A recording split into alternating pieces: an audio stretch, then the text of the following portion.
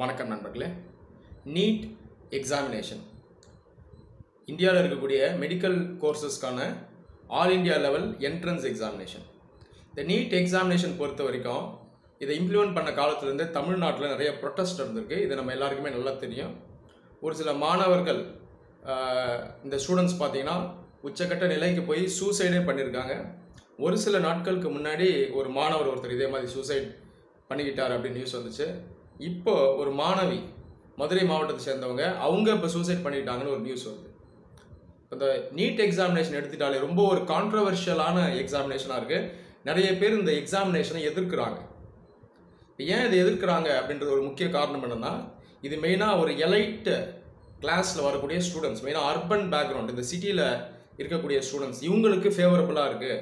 Rural பேக்ரவுண்ட்லேருந்து வரவங்க, அதாவது கிராமப்புறங்கள்லேருந்து வரவங்களுக்கு இது ஒரு ஹேண்டிகேப்பாக இருக்குது. ஏன்னா அவங்கெல்லாம் மெயினாக ஸ்டேட் போர்டில் படிச்சிருப்பாங்க. திடுப்புன்னு ஒரு ஆல் இண்டியா லெவல் என்ட்ரன்ஸில் இவங்களால கம்ப்ளீட் பண்ண முடியாது. அதுக்கான ட்ரைனிங்கும் அதுக்கான ஃபெசிலிட்டிஸ் இன்ஃப்ராஸ்ட்ரக்சரும் இவங்களுக்கு ஆல்ரெடி இருந்தால் தான் மற்ற ஸ்டூடெண்ட்ஸோடு இவங்களால கம்ப்ளீட் பண்ண முடியும். அதனால் இந்த எக்ஸாமினேஷன் ஒரு ஈக்குவட்டபிளான எக்ஸாமினேஷன் இல்லை, இது வந்து சமூக நீதிக்கு எதிராக இருக்குது அப்படின்னு வாய்ஸ் பார்த்தீங்கன்னா ரைஸ் பண்ணுறாங்க நிறைய பேர். இப்போ நீட் பொறுத்த வரைக்கும் இந்த எக்ஸாமினேஷன் முதல்ல நல்லதா கெட்டதா, இதை சுற்றியே நிறைய கன்ஃபியூஷன் இருக்குது. இப்போ இந்த எக்ஸாமினேஷனுடைய அப்ஜெக்டிவ், மேண்டேட், ஸ்ட்ரக்சர் நீங்கள் எடுத்து பார்த்தீங்கன்னா, இதுக்கு முன்னாடி எல்லாம் இப்போ நம்ம மாநிலமே எடுத்துக்கிட்டிங்க அப்படின்னா மல்டிப்ளிசிட்டி ஆஃப் எக்ஸாமினேஷன் இருக்கும். என்ட்ரன்ஸ் எக்ஸாம் எடுக்கணும், காலேஜ் லெவலில் எக்ஸாமினேஷன் எடுக்கணும். அது இல்லாமல் கேபிட்டேஷன் ஃபீஸ் அதிகமாக கட்டி அந்த டொனேஷன்லாம் கொடுத்து தான் இந்த ப்ரைவேட் காலேஜஸில் நிறைய பேர் சேருவாங்க. மார்க் நிறைய எடுத்திருந்தா கூட அந்த மாதிரி சேருவாங்க. இப்போ இந்த நீட் எக்ஸாமினேஷன் வந்திருக்கிறதுனால இதில் பாசிட்டிவ் என்னென்னா, நிறைய எக்ஸாமினேஷன் எடுக்க வேண்டிய அவசியம் இல்லை. ஒரே ஒரு ஸ்டாண்டர்டான சென்ட்ரல் லெவலில் ஒரு எக்ஸாமினேஷன் நம்ம எடுத்துக்கலாம். செகண்ட், ப்ரைவேட் காலேஜஸ்லாம் ஆக்சஸ் பண்ணலாம். இதுக்கு முன்னாடி இருந்த மாதிரி லஞ்சம் கொடுத்து போகணுன்ற அந்த கட்டாயம் இப்போ இல்லை. இப்போ டிரான்ஸ்பரன்சி வந்திருக்கு. இதனால் ஊழல் வந்து இப்போது நல்லாவே குறைஞ்சிருக்கு அப்படின்னு நம்ம சொல்லலாம். அது இல்லாமல் ஆல் இண்டியா லெவலில் இருக்கக்கூடிய காலேஜஸில் இருக்கக்கூடிய சீட்ஸ் எல்லாம் ஆக்சஸ் பண்ணலாம். ஸோ இது பேசிக்காக பார்த்தீங்கன்னா நீட் எக்ஸாமில் இருக்கக்கூடிய பாசிட்டிவ்ஸ். சரி, பாசிட்டிவ் இருக்குது, இதில் என்ன நெகட்டிவ் அப்படின்னு பார்த்தீங்கன்னா, இந்த எக்ஸாமினேஷனுடைய அப்ஜெக்டிவ் சரிதான், ஆனால் அது எடுத்துகிட்டு வந்திருக்கு இம்ப்ளிமெண்டேஷன் பார்த்தீங்கன்னா கண்டிப்பாக சரியா அப்படின்னு கேட்டிங்கன்னா இதில் நிறைய கேள்விக்குறி இருக்குது. இந்தியாவில் அந்த காலத்துலேருந்தே பிரச்சனை என்ன அப்படின்னு கேட்டால், நம்ம பல இடத்துல முயற்சி எடுக்கிறது இல்லை. ஒரு எக்ஸாமினேஷன் ஆகட்டும், இல்லை வேறு ஏதோ ஒரு விஷயமாகட்டும், நம்ம அந்த காலத்துலேருந்தே ஒரு சிஸ்டம் அப்படியே ஃபாலோ பண்ணுறது. திடுப்புன்னு சேஞ்சை கொண்டு வந்து அந்த பேர்டன் யார் மேலே விழுந்துரும்னா, அந்த அல்டிமேட்டாக ஸ்டேக் ஹோல்டர்ஸ் மேலே விழுந்துடும், மக்கள் மேலேயோ இல்லை ஸ்டூடெண்ட்ஸ் மேலேயோ விழுந்துடும். ஐஏஎஸ் எக்ஸாமில் ஆரம்பித்து எல்லா எக்ஸாமினேஷன்லேயும் இதே ஒரு நிலை தான் இருக்குது. அப்போ சேஞ்சை திடுப்புன்னு கொண்டு வந்துட்டு அந்த ஸ்டூடெண்ட்ஸ் மேலேயே போடுறது நியாயமா? நீட் எக்ஸாமினேஷனுடைய அப்ஜெக்டிவ், அதனுடைய குறிக்கோள் சரியாக இருந்தாலும் அதை இம்ப்ளிமெண்ட் பண்ணுற முறை வந்து இப்படி இருக்கிறதுக்கு பதிலாக வேறு மாதிரி இருந்திருந்தால் நல்லா இருந்திருக்கும். சென்ட்ரல் கவர்மெண்ட் இவங்க ஆல்ரெடி செட்டப் பண்ண நிறைய எக்ஸ்பர்ட் கமிட்டிஸ் இவங்களே என்ன சொல்கிறாங்கன்னா, நீங்கள் சென்ட்ரல் லெவலில் நடத்தக்கூடிய இந்த எக்ஸாம்ஸ் இது எப்பெல்லாம் நீங்கள் மாற்றம் கொண்டு வரீங்களோ முதல்லையே இன்ஃபார்ம் பண்ணுங்கள் ஸ்டூடெண்ட்ஸ்க்குன்னு சொல்கிறாங்க. உதாரணத்துக்கு ஐஏஎஸ் எக்ஸாமுக்கு இதே மாதிரி நிறைய எக்ஸ்பர்ட்ஸ் ரெக்கமெண்ட் பண்ணியிருக்காங்க ரொம்ப வருஷத்துக்கு முன்னாடி இருந்தே. திடுப்புன்னு கொண்டு வராதிங்க, திடுப்புன்னு கொண்டு வந்து அந்த பாரத்தை மாணவர்களே போட்டு அவங்களுடைய வாழ்க்கையை நாசம் பண்ணாதீங்கன்னு இந்த எக்ஸ்பர்ட்ஸே சொல்லியிருக்காங்க. மாற்றம் தேவை, அந்த பொறுப்பை கவர்மெண்ட் எடுக்கணும், முதல்ல இருந்தே யோசிக்கணும். ஒரு மாற்றத்தை இன்னும் 7-8 வருஷத்துக்கு அப்புறம் எடுத்துகிட்டு வர போகிறீங்கன்னா இப்பயே அதுக்கான கமிட்டி அமைக்கணும், அதுக்கான ரெக்கமெண்டேஷன்ஸை கவர்மெண்ட் வாங்கணும். 5-6 வருஷத்துக்கு அப்புறம் இம்ப்ளிமெண்ட் பண்ண போகிறது இப்பயே சொல்லணும். ஒரு 3 வருஷம் முன்னாடி சொல்லுங்கள். உதாரணத்துக்கு நீட் எக்ஸாமினேஷன் வரப்போனால் ஒரு 3-4 வருஷம் முன்னாடி சொல்லணும். ஆல் இண்டியா லெவலில் கொண்டு வர போகிறோம், இது இந்த பேட்டர்னில் இருக்கும், இது சிபிஎஸ்சி ஸ்டாண்டர்டில் இருக்கும், இதில் இந்தந்த லாங்குவேஜஸில் இந்த எக்ஸாமினேஷன் நடத்துவோம். அப்போது ஒரு 3-4 வருஷம் அந்த பீரியட் அவங்களுக்கு நம்ம தர்றது தான் சரி. அப்போ அந்த பீரியடில் அந்த மாணவர்கள் ரெடி ஆவாங்க.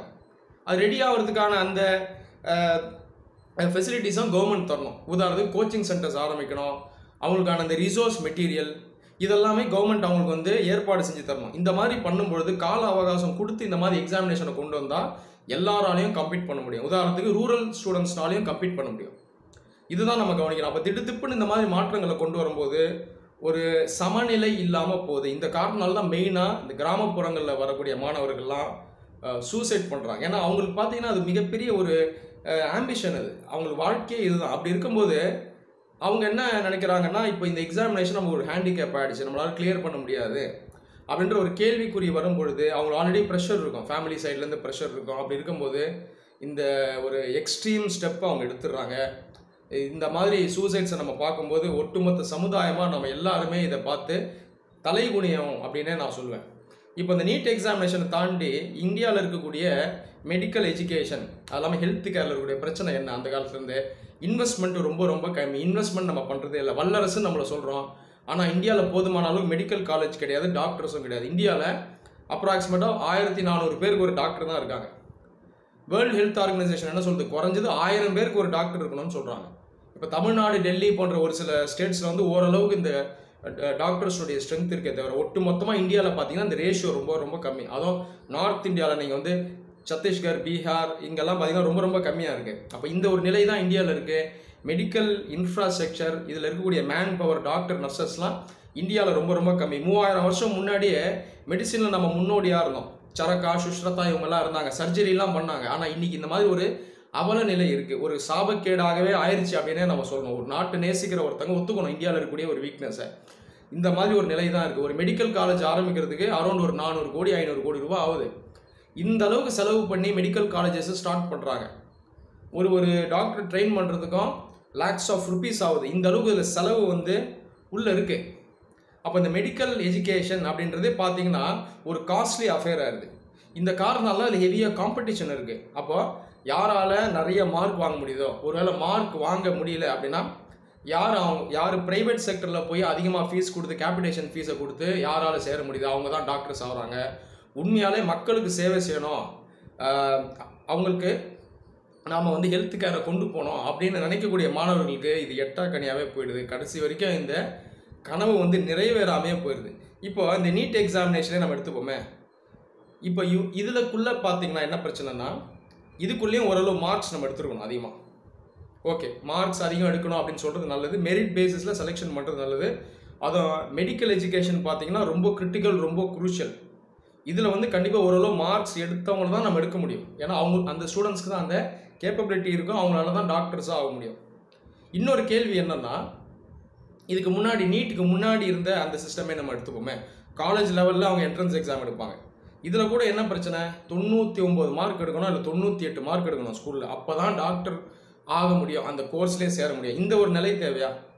இவ்வளோ மார்க் எடுக்கணுன்ற அவசியம் இல்லை. ஒரு 88 மார்க் எடுத்தவர் கூட டாக்டர் ஆகலாம்.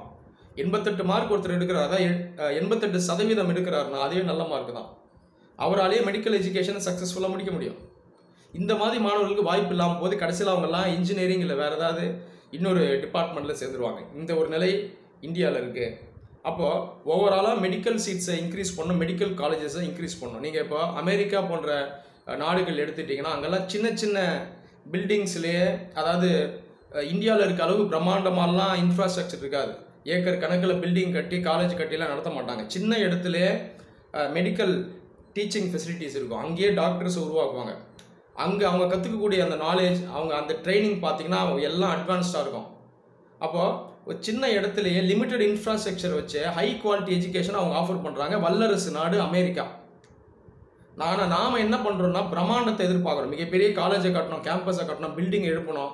ஆனால் உள்ள குவாலிட்டி இருக்குமா அப்படின்னு பார்த்தா அது மிகப்பெரிய கேள்விக்குறியாக தான் இருக்குது. அப்போ இந்த மெடிக்கல் எஜுகேஷன்றது ஒரு எலைட் அஃபேராக இருக்குது. யாரால் வந்து அதிகம் பணம் செலவு பண்ண முடியுதோ அவங்க தான் உள்ளே போக வேண்டிய ஒரு நிலை இருக்குது. நிறைய டாக்டர்ஸ், இந்த மெடிக்கல் எக்ஸ்பர்ட்ஸ் என்ன சொல்கிறாங்கன்னா, இந்தியாவில் ஆல்ரெடி இருக்கக்கூடிய இந்த நேஷனல் போர்ட் ஆஃப் எஜுகேஷன், இதில் இருக்கக்கூடிய இந்த ஹாஸ்பிட்டல்ஸ் எல்லாம் இருக்கு இல்லையா, இந்த போஸ்ட் கிராஜுவேட் டிகிரிஸ் அவார்ட் பண்ணுறாங்க இல்லையா, இந்த இன்ஃப்ராஸ்ட்ரக்சர்லேயே யூஜி கோர்சஸ் ஆரம்பிங்கன்றாங்க. ஆல்ரெடி ஹாஸ்பிட்டல் இருக்குங்க, இங்கே ஸ்டாஃப் இருக்காங்க, டாக்டர்ஸ் இருக்காங்க. அந்த டாக்டர்ஸை வச்சே நம்ம ட்ரெயின் பண்ண வச்சு அங்கேயே நீங்கள் வந்து எம்பிபிஎஸ் கோர்ஸை ஸ்டார்ட் பண்ணுங்க அப்படின்னு சொல்கிறாங்க. இது வந்து செலவு அவ்வளோ அதிகமாகாது, ஒரு சில லட்சங்கள் தான் செலவாகும். அதாவது ஒரு மாணவருக்கு இன்ஃப்ராஸ்ட்ரக்சரும் செலவு பண்ண வேணாம், 500 கோடி 600 கோடி செலவு பண்ணி மிகப்பெரிய பில்டிங் கட்ட வேணாம். இருக்கிற இன்ஃப்ராஸ்ட்ரக்சர், மேன் பவர், எக்ஸ்பர்டீஸ், நாலேஜை யூஸ் பண்ணி நிறைய டாக்டர்ஸ் இந்தியாவில் உருவாக்கிடலாம். இந்த மாதிரி உருவாக்கினா ஒரு சில வருடங்களில், ஒரு 5-6 வருஷங்கள்லேயே இந்தியாவில் இருக்கக்கூடிய அந்த டாக்டர்ஸோட ஸ்ட்ரென்த் பார்த்திங்கன்னா நல்லா அதிகமாகிடும். ஹெல்த் கேர் நம்ம எல்லா மக்களுக்கும் கொண்டு போயிடலாம். மக்கள் நிறைய செலவு பண்ணணும்னு அவசியம் கிடையாது. இப்போ சராசரியாக இந்தியாவில் ப்ரைவேட் இந்த ஹெல்த் கேர், அதாவது சொந்த செலவு, அவுட் ஆஃப் பாக்கெட் எக்ஸ்பென்ஸ், மக்கள் செலவு பண்ணக்கூடிய எக்ஸ்பென்ஸ் பார்த்தா கிட்டத்தட்ட அரௌண்ட் 70%. இப்போ ஒரு வியாதி வருது, ஒரு பிரச்சனை வருதுன்னா 70% அவுட் ஆஃப் பாக்கெட் எக்ஸ்பென்ஸாக தான் இருக்குது. ஏழை மக்களும் இதை பண்ணுறாங்க. அப்போ இதனாலே நிறைய பேர் பார்த்தீங்கன்னா இன்னும் மோசமாயிடும் அவங்களுடைய நிலை. ஸோ பேங்க் கரப்ட் ஆகிடுவாங்க, இருக்கிற சேவிங்ஸ் எல்லாம் போயிடும். ஏதோ சின்ன பிரச்சனை வருது அப்படின்னா அதுக்கு செலவு பண்ணுறது ரொம்ப அதிகமாக இருக்கும். அப்போ நம்ம மெடிக்கல் இன்ஃப்ராஸ்ட்ரக்சர், மெடிக்கல் எஜுகேஷன் இதுக்கான முக்கியத்துவத்தை அளிக்கணும். இது வந்து ஒரு எலைட் அஃபேராக இருக்கக்கூடாது. ஆர்டிஃபிஷியலாக டாக்டர்ஸுடைய ஒரு ஷார்ட்டேஜை உருவாக்கி, ஆர்டிஃபிஷியலாக மெடிக்கல் எஜுகேஷன், மெடிக்கல் இன்ஃப்ராஸ்ட்ரக்சர் இதனுடைய அந்த ஷார்ட்டேஜை உருவாக்கி, இதன் மூலமாக ஹெல்த் கேருடைய காஸ்ட் அதிகம் பண்ணி, அதை ஒரு சில பேர் மட்டும் ஆக்சஸ் பண்ணுற மாதிரி பண்ணி, அதை ஆக்சஸ் பண்ணுறதுக்கு காஸ்ட் அதிகம் பண்ணி, இந்த மாதிரி ஒரு நிலை இந்தியாவில் இருக்குது. இந்த நிலை வந்து மாறணும். நாமளே வல்லரசுன்னு சொல்கிறோம், சேட்டலைட் விடுறோம், நியூக்ளியர் பிளான்ட் ஆரம்பிக்கிறோம், இதெல்லாம் பண்ணுறோம். மெடிக்கல் காலேஜஸ் அதிகப்படுத்த முடியல, மேன் பவர் அதிகப்படுத்த முடியல அப்படின்றது ரொம்பவே ஒரு வெட்கத்துக்குரிய விஷயம். நம்ம எல்லாருமே இதை வந்து ஒரு சமுதாயமாக யோசிக்கணும். நம்ம எல்லாருமே தலை குனிய வேண்டிய ஒரு விஷயம் இது. இந்த மாதிரி சூசைட்ஸ் நடக்கிறது வந்து நியாயம் கிடையாது. ஸ்டூடெண்ட்ஸ், இப்போ இந்த ஸ்டூடெண்ட்ஸ் பார்த்தீங்கன்னா 16 வயசு அந்த அளவுக்கு தான் இருக்கும், ஸ்கூல் முடிச்சிருக்காங்க, ஒரு மிகப்பெரிய ஒரு ட்ரீமை எதிர்பார்த்துருப்பாங்க. அப்போது ஒரு ஓவர் நைட்டில் அவங்களுடைய கனவு வாழ்க்கை எல்லாமே முடிஞ்சிருது. அப்போ இதை பார்க்கும்போது ஒரு சமுதாயமாக நம்ம வெட்கி தலை குனியணும். இப்போ நீட் எக்ஸாம் வேணுமா வேணாமாங்கிறது பார்த்தீங்கன்னா இன்னொரு கேள்வி.